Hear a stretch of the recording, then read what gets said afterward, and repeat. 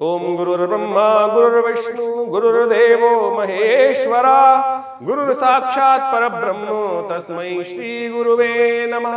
अखंड मंडलाकारं व्याप्तं येन चराचरं तत्पदं दर्शितं येन तस्मै श्री गुरुवे नमः। नमस्कार, स्वागत है आपका आचार्य वाणी में। मैं आचार्य डॉक्टर विक्रमादित्य आपके साथ हूँ। सिंह राशि वालों के लिए ये समय कैसा रहेगा, फरवरी का अंतिम भाग क्या कुछ लेके आया है, समझ लेना चाहिए आपको। देखिए, आपकी राशि के अनुसार से यदि सिंह राशि हम बात करें तो बड़ा महत्वपूर्ण समय चल रहा है। आपकी राशि के सप्तम भाव में शनि महाराज विद्यमान है। सूर्य वहां पदार्पण कर चुके हैं। सूर्य के वहां पदार्पण करते ही शनि अस्त हो गए हैं। सप्तम भाव युद्ध का भाव माना जाता है और ऐसे में सप्तम भाव को घेर कर सूर्य और शनि वहां बैठे हुए, उनको घेर कर सारे ग्रह उपस्थित हो गए। जी हाँ, संपूर्ण रूप से ग्रह उपस्थित हो गए। बड़ा विचित्र प्रकार का योग बना हुआ है। छठे भाव में मंगल, छठे भाव में शुक्र, छठे भाव में बुध, अष्टम भाव में राहु और नवम भाव में बृहस्पति। यदि आप देखें तो सूर्य शनि बीच में फंसे हुए हैं और ये युद्ध वाले भाव में ये योग दिखाई देता है। पिता पुत्र एक राशि में बहुग्रहों के बीच, बहुग्रहण के बीच ये रक्तपात का योग दिखाई देता है। ये युद्ध का योग दिखाई देता है। पूरे विश्व में ऐसा अशांति का वातावरण हर देश में कहीं ना कहीं बनता दिखाई दे रहा है, हर क्षेत्र में बनता दिखाई दे रहा है। देखिए, भारत में तो विशेष तौर पे इलेक्शन चल ही रहे हैं, तो ऐसे में क्षय और मात का खेल भी चल रहा है। लेकिन हमारे मनोमस्तिष्क में भी यही योग चल सकता है। सिंह राशि वालों खासतौर पर ध्यान रखने का प्रयास कीजिएगा। आने वाले अभी समय में करीब करीब 1.5 महीने तक ये योग बना रहेगा, करीब मान के चलें मार्च के मध्यकाल तक। तो ऐसे में आपको समझते हुए कार्य करना है कि कहाँ कहाँ सिंह राशि वैसे ही सूर्य की राशि है और सामने शनि विद्यमान है। तो ऐसे में बड़े ध्यान से आप समझ लें ग्रहों की स्थिति क्या है और कैसे आपको उससे निकलते हुए बचते हुए लाभ के मार्ग पर चलना है। तो आप यदि ग्रहों को समझ लें, चाल समझ लें, तो बहुत सुंदर तरीके से परिवर्तन का योग ला सकते हैं, क्योंकि कर्म हाथ में आपके हैं। सही उपाय कर लें, सही समय को पहचान लें तो आपके लिए अच्छा रहेगा। 21 फरवरी को यदि हम बात करें तो द्वादशी तिथि है, बुधवार का अवसर है और कर्क राशि में चंद्रमा प्रवेश करेंगे। कर्क राशि आपके द्वादशवें भाव की राशि है। सुबह 7:42 पर चंद्रमा प्रवेश करेंगे कर्क राशि में और ये थोड़ा खर्चा बढ़ा सकते हैं, अननेसेसरी के थोड़ा सा एंजाइटी बढ़ा सकते हैं, अननेसेसरी के जुर्माने करा सकते हैं। शुक्रवार जैसे ही आपके बुध जो चल रहे हैं वो आपके छठे भाव में चल रहे हैं। अननेसेसरी की पकड़ बनते, अपनी हठधर्मिता के कारण से बने बनाए काम को लात मत मार देना, जल्दबाजी नहीं करनी है, इस बात का ध्यान रखते हुए कार्य करना है। प्रदोष है इस दिन, शिव का ध्यान कर लें, सुबह सुबह शिव का स्तवन कर लें तो देखिए कल्याणकारी। अभी तो ये कई दिन योग बनेगा इस प्रकार से। तो आज शाम को एक काम कीजिएगा, जब हम बात करें 21 फरवरी को प्रदोष के दिन, शाम को भगवान शिव का अभिषेक करें, भगवान शिव का पूजन करें, भगवान शिव पर विजय अर्पित करें, तब ये योग विजय में परिवर्तित हो जाएगा। शुक्र आपके छठे भाव में इस वक्त चल रहा है, विजय का योग भी दे रहा है। प्रबल शत्रु प्रबल विजय का योग बना रहा है। तो ऐसे में भगवान शिव पर भंग का विशेष तौर पर पत्ते अर्पित करें, रुद्राष्टध्यायी का पाठ करें, कल्याणकारी योग बनेंगे।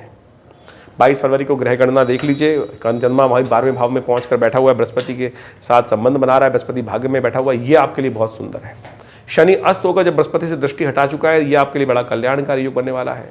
और ऐसे में बृहस्पति की देव कृपा से, भाग्य से लाभ के योग बनते दिखाई दे रहे हैं। और ऐसे में बड़ा सुंदर एक योग भी बना हुआ है।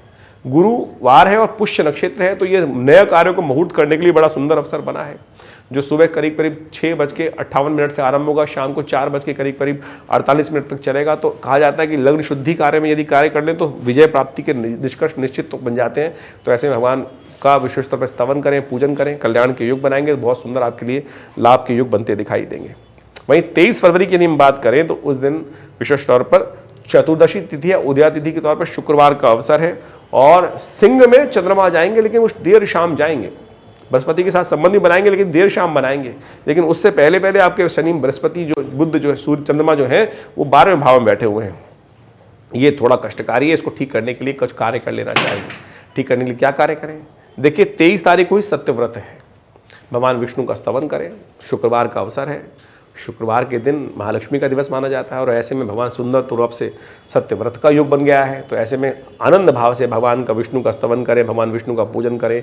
ओम नमो नारायणाय, इस मंत्र का यथाउचित भाव से जप करें। दिन भर चलते फिरते, उठते बैठते अहर्निश करने का प्रयास कीजिए, कल्याण के योग बनेंगे। बड़ा सुंदर तरीके से जो भी कष्ट होगा वो भी सब निवृत्त हो जाएगा, कष्ट दूर करने के योग बन जाएंगे। गौ सेवा करने तो और सुंदर रहेगा।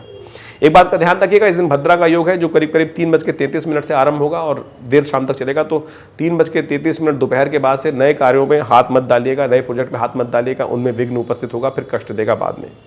तो इसलिए ध्यान रखिएगा, ऐसे में भद्रा के समय में नए प्रयोग, नए कामों में हाथ नहीं डालना चाहिए। जो डालते हैं वो भोगते हैं, विघ्न उपस्थित होते हैं उनके जीवन में। ये निष्कर्ष है, ध्यान रखते हुए कार्य करना चाहिए आपके लिए। 24 फरवरी को ग्रह समझ लीजिए क्या है आपके लिए। पूर्णिमा का अवसर है, शनिवार का अवसर है। पूर्णिमा भी बेहद खास है, माघी पूर्णिमा है, और माघी पूर्णिमा संपूर्ण रूप से सूर्य को शक्ति देने वाली होती है। और ऐसे में शनि महाराज जो है वो सूर्य के कारण से अस्त हैं आपकी राशि के अनुसार से।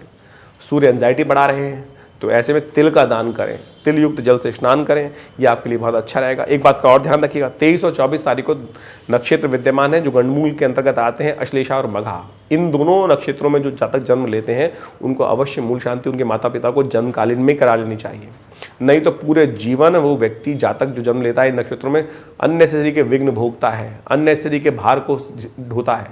मूल शांति यदि बचपन में ही करा ली जाए तो, नहीं तो पूरा जन्म ऐसे निकलता चला जाता जब तक शांति नहीं होती है।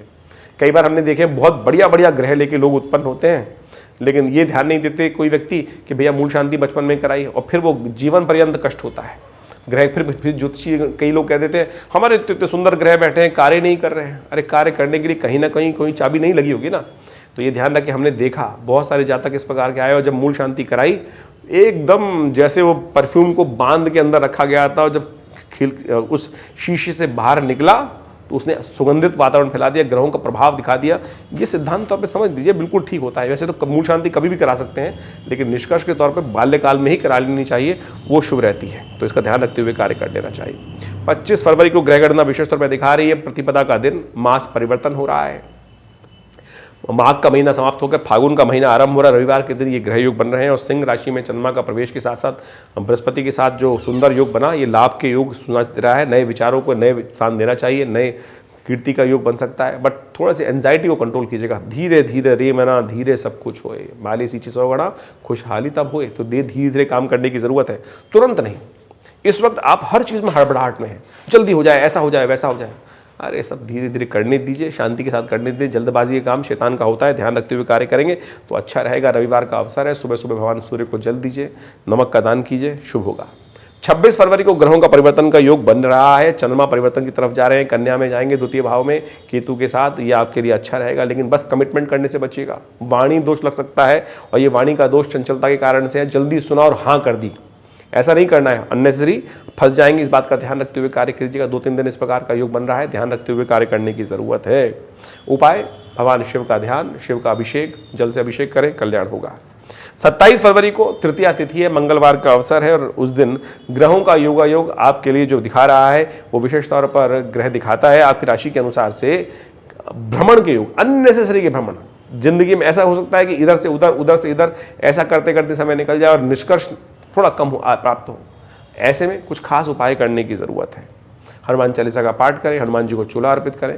इन दिनों शनि चल रहे हैं अस्त, और हनुमान जी को यदि चूल्हा चढ़ाएंगे तो हनुमान जी की कृपा से शनि भी अनुकूल हो जाएंगे, तो आपके लिए रास्ता बन जाएगा। ध्यान रखते हुए कार्य करें। एक बात का और ध्यान रखिएगा, दोपहर को 12:34 पर भद्रा का आगमन हो जाएगा, तो उससे पहले पहले नए कार्य कर लीजिएगा। नए कार्य उसके बाद न करें, अन्यथा फंस सकते हैं।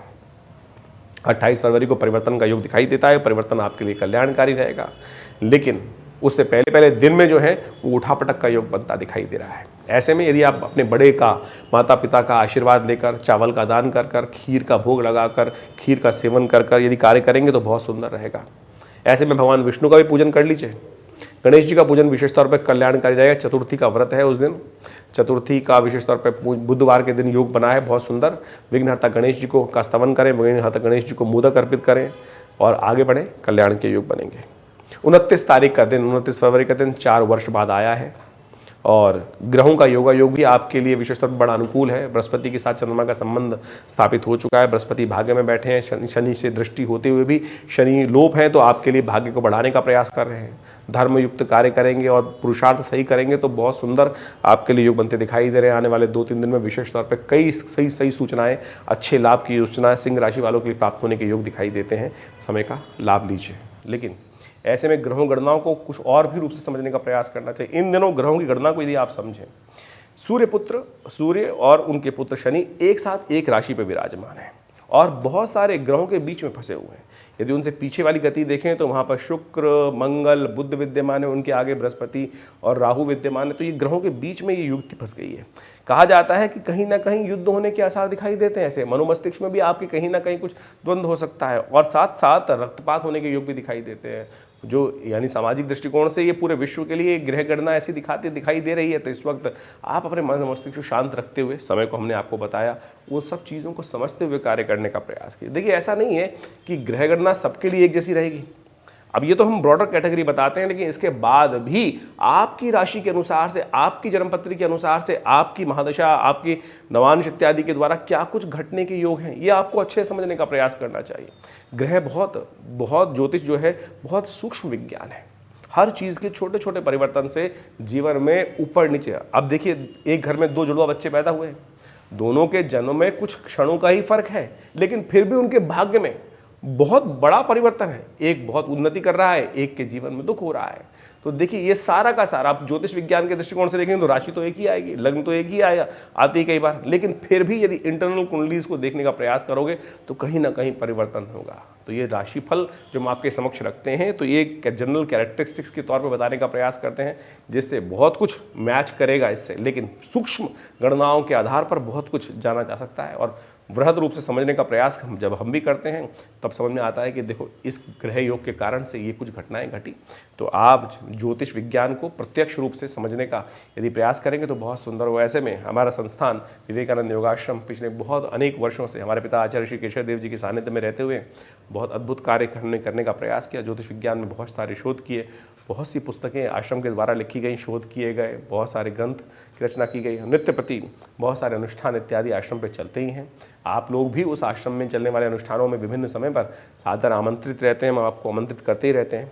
इसके अलावा हर रविवार को आश्रम पे बहुत जो नित्य प्रति यज्ञ होता है 8 घंटे करीब, रविवार वाले यज्ञ में आप सब लोग सम्मिलित हो सकते हैं और विशेष तौर पर आश्रम की जो गतिविधियाँ उसमें सम्मिलित होकर ईश्वर की प्रेरणा से बहुत सारे कार्य कर सकते हैं। माँ भगवती दुर्गा का शिव विग्रह जो 1947 में 500 वर्ष पुराना शिव विग्रह आश्रम पे प्रतिष्ठित है, उनका भी दर्शन कर सकते हैं रविवार को आकर। और हमारे संस्थान के द्वारा बहुत बड़ा एक हॉस्पिटल बनाया गया है, योग प्राकृतिक चिकित्सा आयुर्वेद का हॉस्पिटल है, जो भारत सरकार के पैनल पर भी है। और बहुत सारे योग प्राकृतिक चिकित्सा एवं आयुर्वेद के द्वारा हम लोग बहुत सारे असंभव रोगों को ठीक करने का हम प्रयास करते हैं और बहुत सुंदर तरीके से रिजल्ट्स भी बहुत अच्छे आ रहे हैं।